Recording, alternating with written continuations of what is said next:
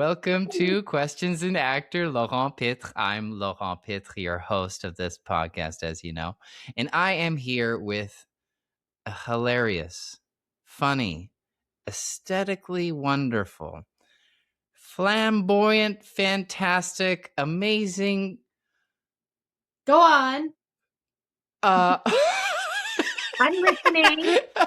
Who are you again? I forgot of all the adjectives I wanted to say, but who are you? I'm unforgettable. I'm Kendall Savage, clown specialist. So, Yes, indeed. Yes, indeed. So good to have you on, Kendall oh, Savage. thank I've been you. so excited for this chat. I feel like I've known you without knowing you super profoundly for such a long time. I really want to get to the bottom of who you are and what got you to where you are today, because I find you're fascinating as a performer. You know, like you said, you're a clown specialist, but you're an actress. You're so many different things. So I really want to get to the bottom of that. But before we do that, let's go back in time. Let's jump into a time machine together and go all the way back to where are you born and what do Wait. your parents do? What are your like first few influences as you become a human being on planet Earth? Oh, well, I was born in Hamilton, Ontario, Canada, but immediately shipped off to the beautiful Niagara region in Ridgeville, Ontario. It was quite picturesque, as I do love my Mm-hmm. aesthetic. I grew up Mm-hmm. beside a cherry orchard, and it was really lovely Oh, in wine country. And I was wow. there till I moved to Toronto at 18 for my first degree in Oh. musical theater at Randolph Academy. And then Mm. shortly thereafter, I moved to Montreal, where I had met you originally, so many years Mm-hmm. ago. But let's not date ourselves, okay? Um, We won't. yeah, let's not. Let's just pretend. And then after 10 blissful years in Montreal, I removed myself from that gorgeous town, and I am now Mm. located in Toronto, Ontario, Canada. So, Wow. I mean, Wow. that's the gist of it. Quite a bit happened in between there, and if there's you Yeah, want me yeah, yeah. That was beautiful. It was a beautiful fast forward version. But let's go back to chapter one. Let's go okay. back to that area where you were born in, that picturesque small town in Canada. And tell me about like what did your parents do? Like how did maybe those first few Sure. years of your life influence who you are today? I My mother was a government worker at the city Mm. hall, and my father was head of tech at a high school. So we taught machine shop Oh. and woodworking, and really, it was quiet kind of out in the country. There wasn't like kids you could run next door and go play with. I remember actually once going over to a kid in my class, maybe about grade three, Hmm. and mom was going to look after me while my parents had to go to an appointment or something like that.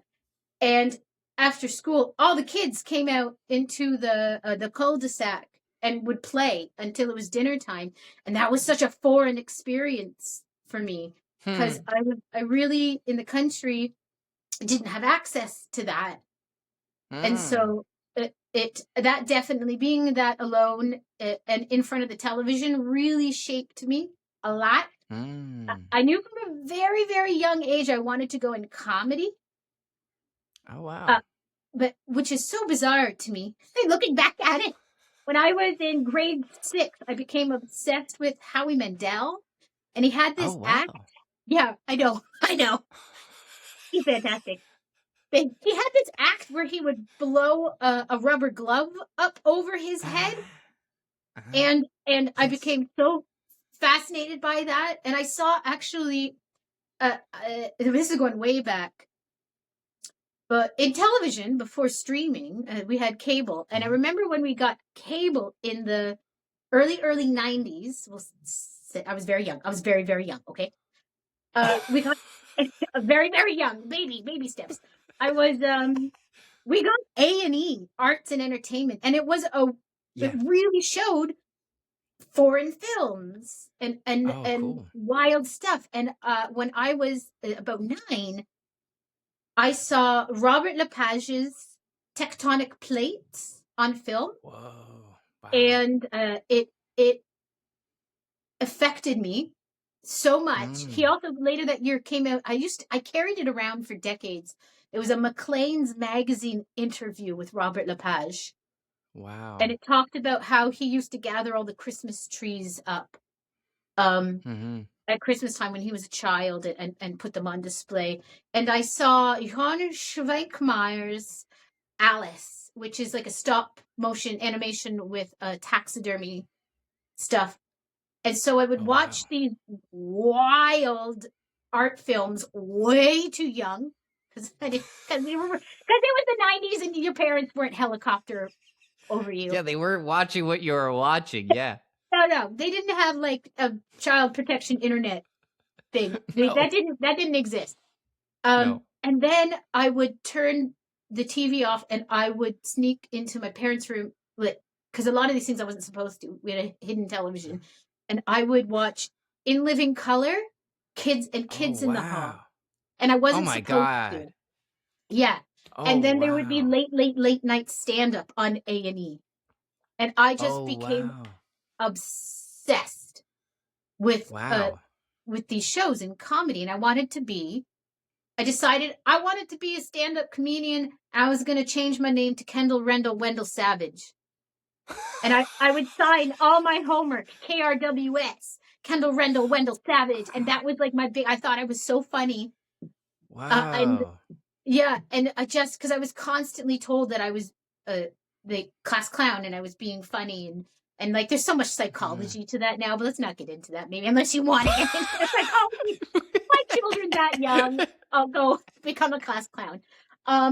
But one day, I don't. Oh, I'm a rambler, so let me know if I'm going too far This from is the great. subject. No, this is Okay, awesome. This is a podcast. this This is is the what root this is of meant all of for. my wackiness. But a movie came out. This was the pretty much sealed the deal. A movie came out called Benny and June, and Oh. Johnny Depp started doing these acts where he would kick his hat or Huh? play Dance with the Buns. And now I know it's a Charlie Chaplin act, but at the time Yeah. I You're didn't like, know Johnny Depp is anything. so creative. Yeah. I was like, this is brilliant. And I would go to school and I would Uh-huh. reenact, and I started dressing as his character, Benny. And I would Wow. reenact I even got a bowler hat. I made my parents buy me a bowler hat, and I would kick the Nice. hat around at lunch, and that would be my Like big that. act. And Wow. so very very young, it's my destiny. Clown was my destiny, but I didn't know you could. It was a long time coming that I learned you could actually study it in depth. I thought it was something you just kind of Ah. were born into, like a family of Right. clowns you just studied Yeah. under, which is not wrong, but there's other ways Sometimes, now. yeah. Sometimes Yeah. not. Yeah. So that was sort of the root of discovering. Like I always tell people, they're like, "How did you know?" They ask me, "How did you know you were a performer?" And I'm like, "I came out of the womb with jazz hands. Like I just knew." When I when Yeah. I was when I was 6, I volunteered for a magician at Brock University during a magician show. It was my first time on stage, and I still remember it. And I knew then, Oh, like I wow. just knew, Wow. I just knew. But it's been a Wow. real wild journey. It's been a real wild journey. So anyways, I Wow. ran. I hope that answers something. Yeah, it does. It really does. Tell me about that first time where you were on stage with this magician. Oh Give us the full picture of that yeah. moment.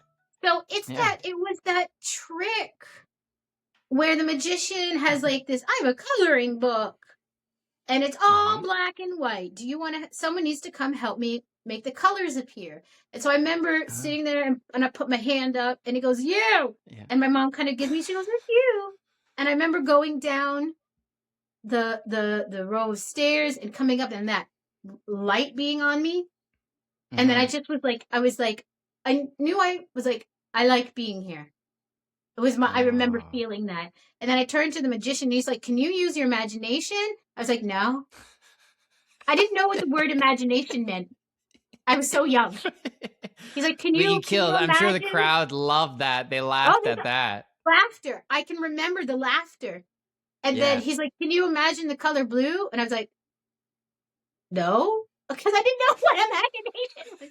And so the whole time he's like, can you do this? And I was like, no, I just didn't know. And then by the end of the trick, all the colors had shown up. He's like, you used your imagination. And I was like, okay. Oh. He's like, you want to go back to your seat? And I was like, no. But I went, and I just knew. Oh, wow. Oh, actually, wow, I haven't thought of this in years. When Mm. around the same time, Shaw Festival, because that was a really close drive, did Yeah. their rendition of Peter Pan. Oh, And my. I remember piling into our old station wagon and going to see this, and it was so late at night. I was so little. I remember falling asleep, and then the lights going down. And then when the curtain came up, I remember sitting up and just Mm. boom. Like, this is theater. This is really, I was my first introduction to real theater. Oh, And wow. it was profound. And like they had this amazing scene where they're flying over this tiny city, and this tiny little city just appeared in a circle. And I remember just being like, my mind is blown. I'm like 6, 7, and I'm like, oh my God.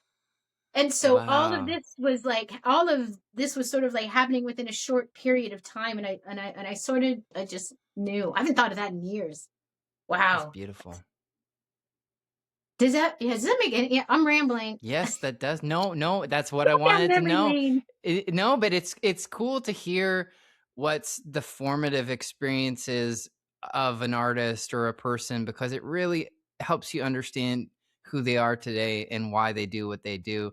So it's really, really, really interesting to hear about that performance. Like seeing it live in the same Mhm. room, was that somehow like maybe a bit different or more intense than you were seeing it on television? Like Oh, what hands was the down. difference? Okay. Magic. There's magic. There's I don't Mm, know how else to describe it, but when even there is there's a magic energy, especially in clown, but like if we're just kind of focusing on traditional theater, um, yeah. there's a magic and a connection between the performers and the emotional connection, and all the elements of design. Design is so important to me. When it all comes together and they're able to create an empathetic, beautiful world that just started from a bare stage and then Mm, communicate the storytelling to the audience, there it's this theatrical magic. And I mm. love doing film and television. I think it's a different maybe kind of magic. But I don't turn the television on to tune in often. I turn it on to tune out. And when I go Wow. yeah, when I go to theater, I'm Yeah. 100% emotionally engaged. Huh. And and that's why I think it's so important that people go to theater. Like, it's intimidating to go to theater because there's this pretentious element behind it, Mm. which had like goes way back to colonialism. Like, it's always been like pretentious. Like, it was for the elite. and I Yes, and right. it's still relatively expensive, but that's the beautiful thing about Fringe. It's Mm. affordable theater. And I've always said Fringe is like sex. Even when it's bad, it's still pretty great because That's an accurate description of yeah, fringe shows at thank you. fringe festivals. Yeah, Yeah. yeah, that's great. I've seen some wild crap. Yeah. And Yeah, yeah, I'm yeah. still thrilled to see the wild crap because at least people Yeah. are creating and there's a space for them that they would otherwise not have a space to perform. And the Mhm. average Mhm. person doesn't get to experience the magic of theater because for many reasons it's not accessible. They don't Right. know. There's like this element of pretentiousness around it. It is in itself other, which Mm. everyone is afraid of other on so many levels. Yeah. And so I I tune out when I watch TV and movies. It's still and no judgment. Like, it's important to tune No. out sometime. But we're Yeah. so overbalanced. Is that a word? You know what I mean? We're so tuned out. Overstimulated Yeah, or Well, the TV tunes us out so much. We don't really, a lot of people don't have the opportunity. Desensitized. Yeah, Right. exactly. They don't go to, they don't even, a lot of people don't even know how to conduct themselves in theater. Like you saw that Mm. viral, the Mamma Mia show. No, what happened? Oh, so in the last week, this dad brought his daughter and his niece to see Mamma Mia, a Broadway show, and the women Uh-huh. in the back, the just behind them, got by intermission got arrested. I think because Oh my God. they were singing along. It's not a sing along. Theater's not a sing along unless it's advertised as a sing along. They were yelling during the show. They were drunk as could be. Like why would you pay $500 a ticket to just go act Yeah. like that? So people, like, it's so foreign, even on the Broadway levels, that people don't know how to Yeah. conduct themselves. Yeah. Um, Yeah. yeah, it's Yeah. wild, and Yeah. yeah, That's so cool. Well, that's like interesting because like in some theater shows or performances or in the past too, being drunk, belligerent and singing along was absolutely part of it. So I think there's still some people yeah, who yeah, it is challenging because yeah, you might be paying $500 and like people do that like at concerts, right? You pay an enormous amount of money to sing along, get drunk and be belligerent but yeah, in some shows, like you said in theater, it is important to focus. It is important to tune in. And so, like, if you're already arriving like sloshed out of your mind, you're already tuned out. You know, it's like yeah, it's not setting yourself up for success of what the experience would be, you know, at a yeah, theater. Like, if you come in already going, I'm going to hate this, and like severely out of your mind, then yeah, it's not going to be a good experience for anyone. Like even a movie, like if you go see a movie like that, you're going to ruin the experience for everybody else yeah, because totally.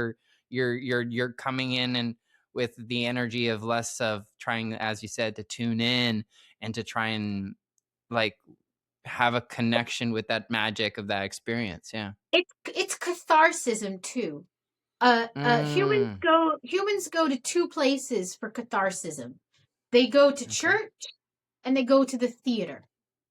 Mm, Otherwise, in your everyday to day life, that's not easily, like, you don't come by that yeah. easily.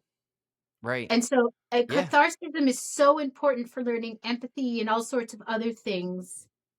Uh, it's it's it's just missed. It just goes way over people's heads. So I go to the theater for Right. my dose of catharsism. Mind you, I get more Mm. catharsism on stage than I do off stage, but Well, that's that's me. interesting because I think, like you said, I think catharsis for anybody who doesn't know what that term is it's kind of like that feeling of release or epiphany, like you said, that allows for more empathy that happens at the end, usually of a story, because the characters have gone on an epic journey of transformation that leads them from point A to point Z, and they go, "Oh my gosh, I'm completely changed by that experience," right? So, like you Mhm. said, in most of our days, we aren't even paying attention, like you said, because we have work, because we have life, to the transformation of every single day, except for maybe life changing days where we book that big promotion or we get that role or we lose someone we love. Like there's so many of those events that we go, boom, oh, that's a catharsis, right? So, like you Mhm. said, like Mhm.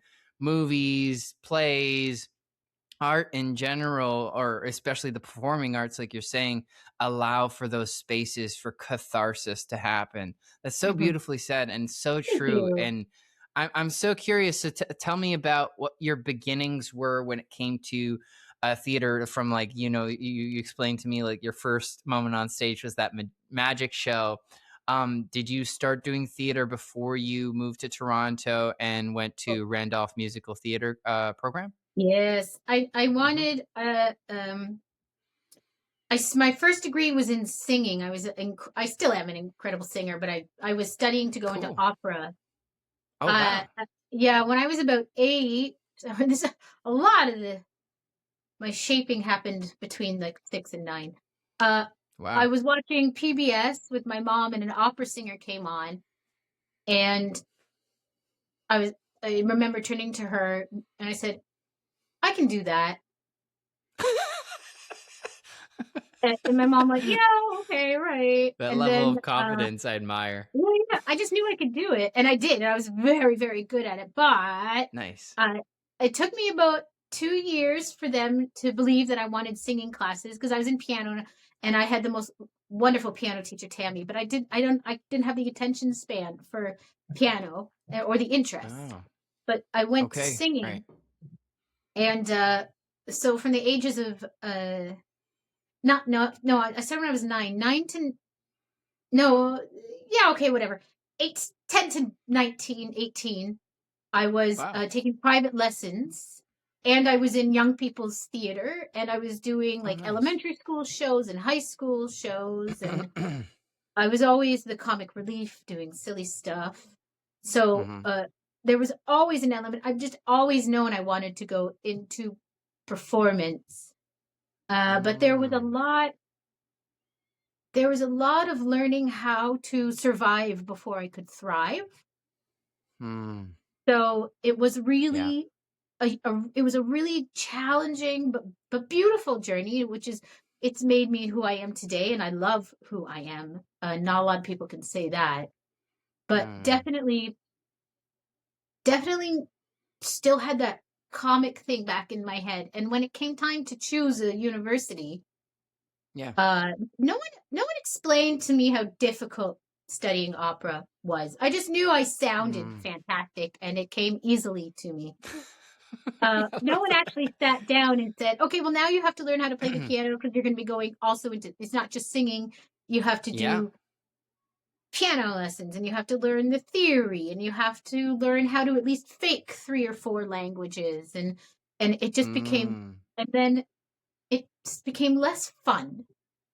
Right. And suddenly I stepped back. I was also, if you can't tell, a bit of I've always been into vintage clothing, and I'm a big personality in the day-to-day life with my Mm. vintage wardrobe. And Right. I was still had a huge fashion big personality back then, and I was looking at the opera world and I was like, even if I was the best Yeah. singer in the world, I would have to conform. And I saw there's Yeah. a lot Yeah. of conforming in opera, and I've Right. never been prepared to conform. Mm-hmm. I even when I dress in no makeup, no hair, sweatpants, I still feel like I stand out like a sore thumb. Mm. Even for Mm-hmm. auditions when I try to go as below basic as possible when it calls for it, I still have this weird tendency of Put a little sticking out like a flair. sore. Yeah, I try Yeah. really hard to sometimes. So I went into musical theater, and that's Right. sort of where the clowning really started to come. Oh, cool. Cool. Cool. Were you introduced to clown in a formal type way? Was that kind of how you, because it sounds like you already were doing clown naturally. It's Mhm. just there was no one telling you you're doing the steps that it takes to like learn how to become a clown specialist. But Yeah. did you get formally introduced at that point in Toronto Mm, and at the school you it were at? not the first school I was at, I had teachers repeatedly telling me, "You're a To clown, you're a conform? clown, you're a natural clown. Like, you Oh, are yes. absolute like, we can't stop. Like, you have to tone this little bit down for this scene because you're so Mm. distracted because you're clowning." And I kept being like, "Man, Uh, what's the clowning bullshit?" Can I swear on this? Sorry. I yes, don't absolutely. Okay, thank you. What is clowning bullshit? What is this? What is this? And I kept Uh-huh. being told, and I knew I was because I'm short, I'm cute, I'm curvaceous, I'm a character actor, and character acting is Mm. always what I want to do. It is Yeah. so much more fun to me.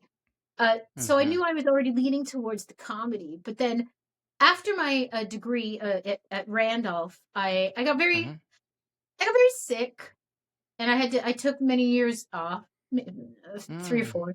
and I knew I needed a new start. And one of my teachers at Randolph, Rosanna Saraceno, amazing acting teacher, has Mhm. started her own intensive program that was 3 Oh. months, I think. Mhm. At the time, it was called Yeah. Players Academy, and it had an element of Oh. clown. And I remember just being like, Nice. "What is this?" So Mm. I needed a refresher to reboot. So I Yeah. took this workshop, this 3-month intensive everyday workshop, and Mike Kennard from Mump and Smoot was there. And Mump and Ooh. Smoot is Canada's biggest, greatest, longest running clown duo, John Turner Mhm. and Mike Kennard. Both they're incredible teachers, they're incredible performers. He introduced me to clown, and it just came so naturally. And at the end of the 3 months, he said, "You are a natural clown. Why don't you come study at the clown farm, which was on Manitoulin Island?" Oh, Then it was wow. changed to the Manitoulin Conservatory of Creation and Performance, Mm. which sadly folded its doors during COVID because COVID, Mm. but has since sort Classic. of remodeled itself as One Northern Clown up in Sudbury. Oh, And it, nice.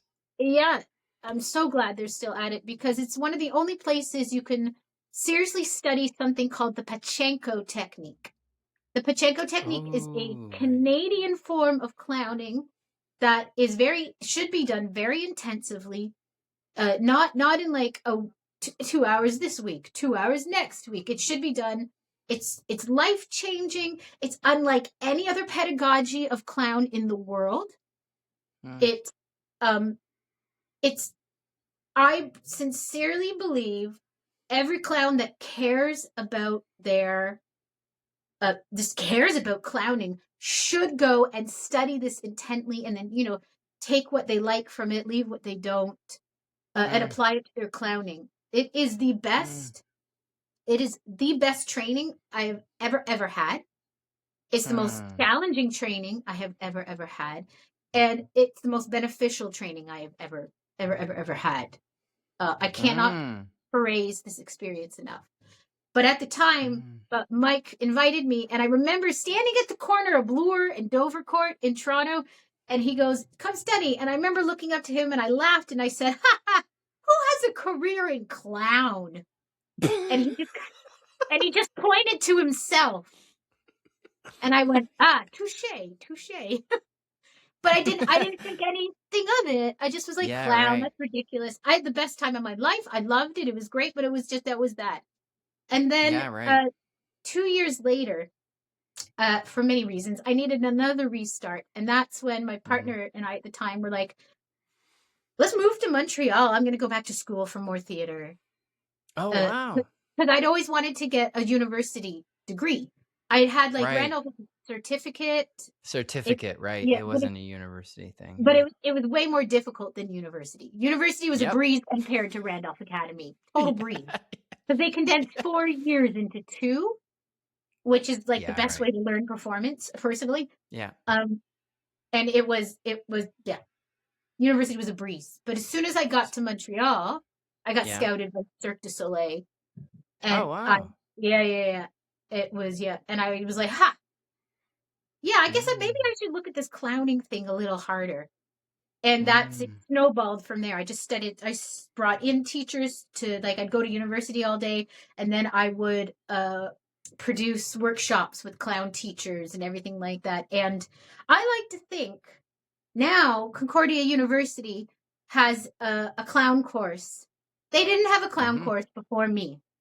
They saw that, Oh, yeah, they saw that I was wow. bringing in after school programs in clown and how Mhm. many people were interested. And then Mhm. suddenly they had their own university level clown course with Joe Yeah. DePaul, who's an Joe incredible DePaul. clown, Mhm. incredible human, incredible Absolutely. clown, great teacher. Um, Mm. and so I started hardcore clowning, and I was like, "This is it." Yeah, I just Mm. everyone was right. I just had to start believing in myself and doing the work. I So, love that. I love thanks. that. That's so cool. That's so cool to hear your journey of like, yeah, like refining what it was and realizing like the thing that other people sometimes were like, oh, that's like that's not what it is to conform, and then fit in and be in the mold that we're looking for this musical theater or in life, right? Like stop clowning around, that you ended up realizing that's a superhero power and that you Yeah. can also make a career out of it, right? So I love that. And also it's cool that we both went to the same university. I studied playwriting at Concordia University, and I was around Joe DePaul, so I know the impact that he had, not just on like people who ended up becoming clowns, but people who became actors, playwrights, stage managers, any kind of artist. I think will really benefit from kind of clown training. But I think there's nobody better than you, Kendall, honestly, to come on to this podcast and maybe just explain to anybody who's stuck around in this podcast and is curious about like what do you find clowning is, and maybe like the Pachinko workshop helped that clarify that for you, and how can it serve not only you as an actor but you as a person. Okay. I have had profound realizations, but I feel like you should be the one to sort of answer that'd be really interesting to hear from you. What it's vert. I was once told that anybody who says they know what clown is doesn't know what clown is. John Turner. That's So a good one. Yeah. it's really hard to pinpoint what Yeah. clown is. I Right. do believe, unarguably, every single person in this world, everyone, whether they like it or not, has a clown in them. Yeah. But to me, there's a difference between clown and clowning. Oh, So, okay. so anyone can put on whatever the costume they want or not costume, go on stage and be like, I'm a clown. And I'm like, yes, I can't argue that. I will never Yeah. argue that. I don't, yeah, absolutely. But the moment they start Right. performing, there's a few things I look for in clowning. And then I start to question whether or not this to me is clown. Um, Oh, okay. so uh, when I went I went to get a master's degree at University of Alberta under Mike Kennard in clown and the history of women in Mm. clown. And while I was there, I met Christine Lysiak, an incredible clown, a former co-founder and artistic director of the Play the Fool Edmonton Clown Festival. And she single-handedly changed my entire life when she said this to me. And I wish I could claim it as my own, but I can't. And she said, problem solving the impossible with the ridiculous. Oh, And I was like, yes, nice. yes. I love So that. when I go to a clown show, I Mm-hmm. look for, what problem have they set themselves up with?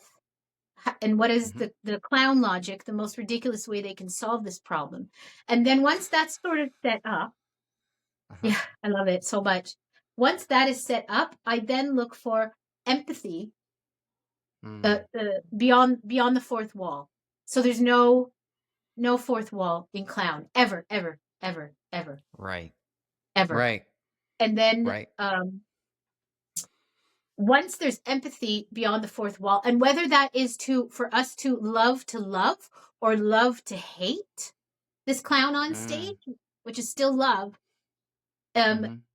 if I don't care about what's happening to the clown on stage, like it's hard. It's like it's borders on self-indulgence. It's clowning as opposed to clown is kind of what I'm hearing Yeah. or Yeah. understanding from that. Like it's like trying to be funny, but you not really doing what the clown is, which is to connect with the audience in those ways, Yeah. right? Yeah. It's like Okay. stone soup. You have to bring all the ingredients. I don't know if that's like stone soup because other people bring ingredients to it's like soup. You have to have all the ingredients. Yeah, yeah. Um and then Yeah. yeah. So those are the two main things. And then Mhm. my favorite thing, which is my favorite thing to do in clown, and it is a gift from the clown gods, is dropping the script. Oh, So nice. if a clown, if you're doing your show and then someone's phone goes off, Yeah. the clown must deal with that gift from the clown gods. Yes. So I would Yeah. I would drop my script, stop the show. Yeah. I would get The off the show is now stage. the phone. Yeah, that is now where your fixed point is, which is the Yeah. area in which you focus. And now that is a gift. So instead of ever like I would never really get angry. I could be like clown Yeah. angry, like what are you doing? Are you Yeah. crazy? But Yeah. I would now have to deal with that, and then I would go Yeah. back on stage and pick the script up where I left off. But Yeah. everything. Someone drops a pencil, you have to acknowledge it. Someone walks in late, you Yeah. have to acknowledge it. And those are the Yeah. three main elements I look for in clown to make it look like clowning. Mm-hmm. Mm-hmm. So that to me is what clown is, Is but and yet it's just pointing at, but that's not quite it what it is what you're yeah, saying. because Yes. Right. I abide by the 38 rules of clown, a Pachenko clown, and the very last Hmm. rule is break all the rules. Because I love sometimes that. it's just funny. Sometimes it just works. Yeah. Sometimes it just is, and you see it and you're like, yes. Mm. And those, although come few and far between, I have seen them. They have been out there, and I can't pinpoint one right now, but it is like yes, yes, Mm. clowning, yes, at its peak. But there's so much Mm. more to it. There's so much more to it. It clown and bouffon are the two most difficult forms of performance ever, hands Mm-hmm. down, in my opinion, because there's so Mm-hmm. many ingredients to the soup to make it, the perfect amount of spice. And bouffon Mm. is like the cousin of the clown. Bouffons Mm-hmm. don't like to be called clown. Oh. A, a lot of bouffons don't consider themselves clowns. And Okay. Well, what's the difference then for people who don't know what the difference is between clown and bouffon, other than the uh, French name bouffon? bouffon. Clowning, yes, bouffon to me, Mm-hmm. uh, makes the audience laugh at things they know they're not supposed to laugh at Mm-hmm. as a way to say, fuck you. And then Mm. the audience, when they leave the theater, should be able to reflect on what they just saw and say, wow, what kind of a person am I to have laughed at something that horrible? Oh, okay. So it's more, it leans more towards the political aspect often Mm. because there should be a point of attack. Um, Clown doesn't always have a point of attack because I don't Right. believe the clown can be political. I believe the Mm. artist can put the clown in a political situation, but the Mm-hmm. clown itself is too stupid. But I've never Yeah. met a stupid clown because the Yes, I clown know. Yeah. clown doesn't think it's stupid, No. but we see its stupidity on stage, and Right. it's not smart enough to be political. Right. So that's it's two different styles of. Right. Yeah. Did that make sense? Was I clear there? Absolutely. Yeah, no, that's really cool. It's really cool to hear that difference because I think like actors who go the traditional route, quote unquote traditional, that I don't think any actor has a traditional route. But like those who just go to like say theater school or maybe a film school, like hear about clown or hear about bouffon, they're like, that's like not what I want to do. Or, clowns get, I think, a lot of different kind of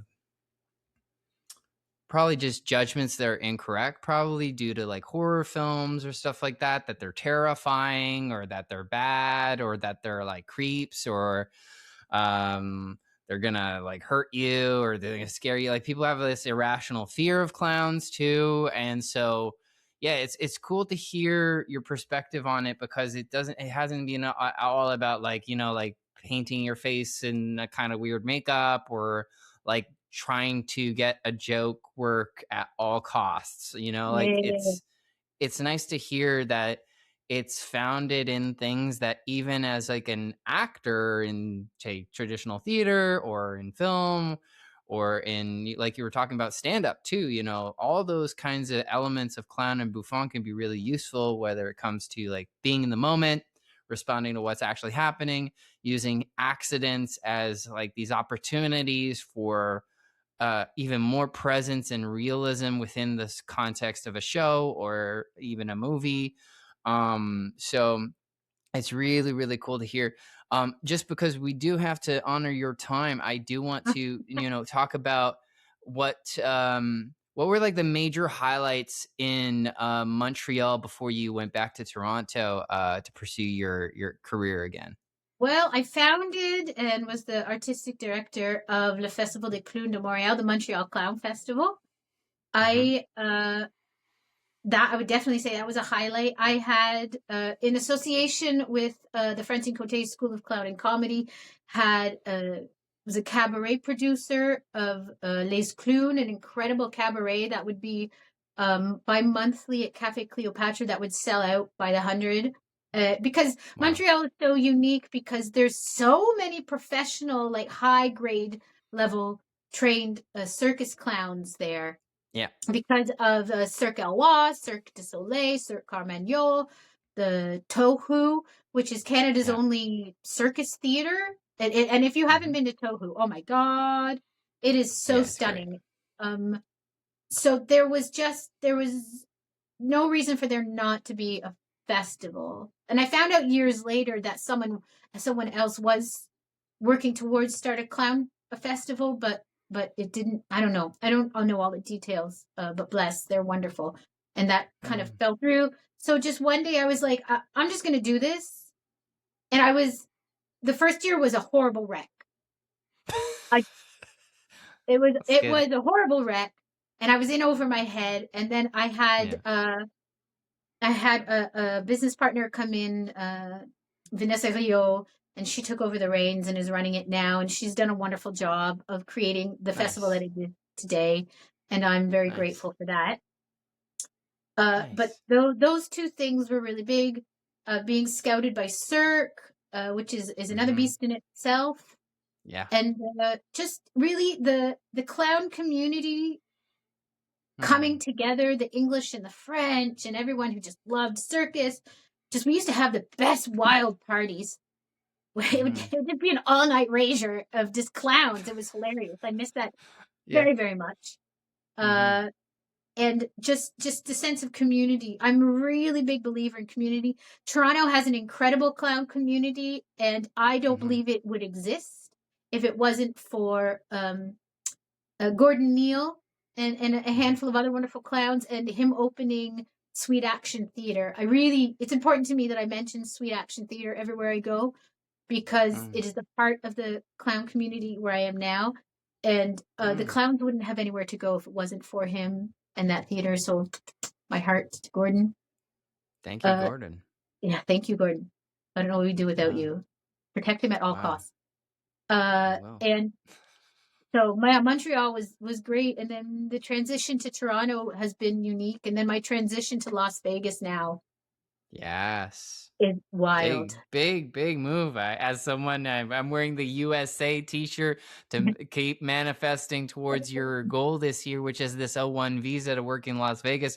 It's so cool that you're taking this chance on yourself. So tell me, maybe like the steps that led to these opportunities starting to happen for you, and what are you working on to make that happen? Yeah, so I was invited by a wonderful clown, Tyler West, to go see him perform in Las Vegas 3 years ago, and I Hmm. was like, yeah, okay, hey, why not? So I jumped at the chance, and but his contract accidentally got canceled, and my tickets weren't refundable. So I was like, all right, first solo vacation ever, and Uh I huh. I went when I was there. I got in a late night text from a wonderful human called Yves Charef. With I believe it's ICA agency. He's a clown agent, and he was, I believe, head of Cirque du Soleil casting at the time. He says you have to go see this show. absinthe at Caesar's Palace. You have to go. You have to go. I'll get you tickets. I'll get you everything. And the clown community is really small. Everybody knows everybody. So I was down there and I was able to get tickets to all these shows. And Mm, I was like, well, okay, if Eve says this is really important, I should go. So I went, mm, and this character Wanda came on stage, and I was like, oh my God, it's me. It's me. And I just was like mm. mesmerized. And I couldn't sit down at the time because I'd just gotten a clown tattooed on my ass earlier that day. And so I just stood in the back the whole time with the ushers, and I was like, oh my God, it's me. It's me. And I was texting like, I got it, I got it, got it. And so eventually I got on a short list to take over for the character of Wanda. But because I'm Wow. Canadian, I have to get my O1 visa to get down there. So in order to get off the list and onto the stage, this is with the company Hmm. Spiegel World. So I came back to Canada and I thought, oh, what's the most ridiculous thing I could create? Because when you go to Vegas, you have to show up with acts. You can't just show up and Yeah. be like, hi, I'm a clown. You have to show up with something to offer. So I came back and I created this ridiculous clown act, a couple of them that have since gone on to win awards. And Nice. in the last 2.5 years, I have gone 7 times to Vegas to audition in all these different shows and stuff like that. And finally, this time last year, Ernest Hemming, I believe, Ernest, I'm sorry, I'm pretty sure that's your last name. This guy out of nowhere reached out and said, hey, do you want your own show? Mm. Whoa. I was like, oh, wait, do I want my own show in Las Vegas? Yeah. Yeah. And so in Wow. Vegas, like you were saying earlier, you start at the bottom again. Not Mm-hmm. that this is really the bottom, but No. in Vegas, one of the first places clowns kind of start getting their name out there is this wonderful place called Cheap Shot. It's the premier clown and burlesque cabaret. Oh, It's on nice. Fremont Street, just a little bit Mm-hmm. off the experience. And without even seeing my show at the time, they gave me a 3-month contract to Wow. 3 shows a week to start because I had Wow. gotten my name out so much down there and my work Nice. was so high grade and of my connections and everything. Yeah, Nice. so now I'm just working on the visa, which is a learning experience in itself because Yep. Canadians, surprise surprise, can't just show up and start working. Nope. So no, so I've done Nope. We you used to know, be real tight with US. We used to feel woo, like we're brothers, we're sisters. And now oh no, when it comes to sisters. immigration, there's some very logistical Yeah, financial implications and but like it's like you just discovered, it's you my got to calling, bet it's on my yourself. destiny. Vegas Exactly. Vegas to Exactly. meet my energy. This I have as Mhm. before. I've always had a huge energy, Totally. and I love Toronto. I love Montreal, but I've always felt I am such a big Yes. personality, and neither of these Yeah. cities can really handle what I have to Yeah. offer. Which is why Yeah. I struggle with the theater world here. As much Mhm. as I love it, it's very different. And then when I went to Mhm. Vegas, I was like, wow, Yeah. I'm the missing puzzle piece to this. You're And home. Vegas, I'm Yeah. home. And it's mad Mm. and it just feels right when I'm there. Ah, And I'm the so happy community to hear down there that. is so great. The circus and clown Nice. community, which is a surprisingly amazing amount of Canadians. There you go. Because well, the Wow. circus, yeah. So it's been magical, and it's gonna happen. It's happening. Yeah. It's my Yeah. destiny. It's happened. I love it. I'm Thanks. so happy. That's such a good way to end it. Well, It's my oh, destiny.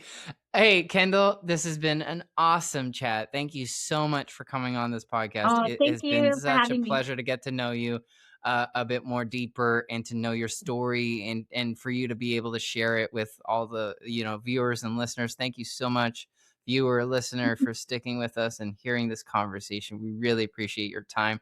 Um, if you can, please leave some questions in the comments. As you know, myself and Kendall will do our absolute best to answer all your questions. And if you have any other particular questions that maybe you don't want to put in the comments, like reach out. Like, follow Kendall Savage on her Instagram or on all of her platforms or her shows, and reach out to us. We're open to having, these kinds of deep discussions and giving back, because we wouldn't be here without, like you said, like the people who offered us nuggets of wisdom or opportunities. So we're always willing to give back.